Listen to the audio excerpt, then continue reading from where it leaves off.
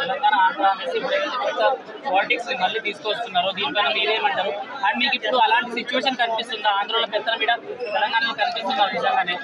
ఆంధ్రలో పెత్తనం ఇక్కడ చంద్రబాబు నాయుడు గారు ఉండాలి, సీఎం గారు రేవంత్ రెడ్డి తీసుకున్నాడని కొంతమంది అంటే దీని వెనకాల కూడా చాలా రాజకీయ.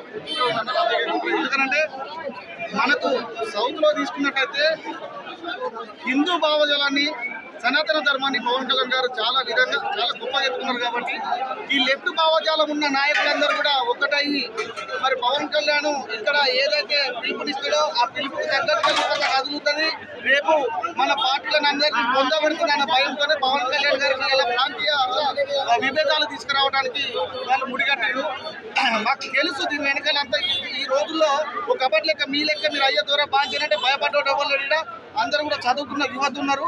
తెలుసు సనాతన ధర్మాన్ని కాపాడుకోవడానికి, మా హిందుత్వాన్ని కాపాడుకోవడానికి, మా ప్రాచీన ఆలయాలను కాపాడుకోవడానికి పవన్ కళ్యాణ్ గారితో నరేంద్ర మోడీ గారితో నడవడానికి మీ సిద్ధంగా ఉన్నాం. మీ లెఫ్ట్ భావజాలు ఇక్కడ కాదు, లెఫ్ట్ అయిపోయినాయి. ఆల్రెడీ మీ భావాలన్నీ కూడా లెఫ్ట్ అయిపోయినాయి.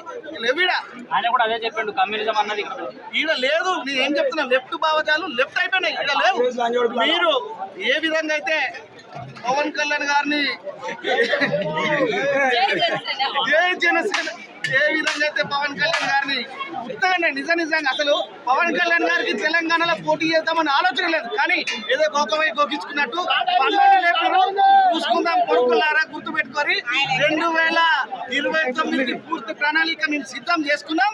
ఖబర్దార్ గద్దెటించేది జనసేననే రాసి పెట్టుకొని అక్కడ కూడా గంటనే ఎగిరిండు, ఆడ కూడా గిట్లనే ఎగిరితే బిడ్డ బొంద పెడతామని చెప్పినాం.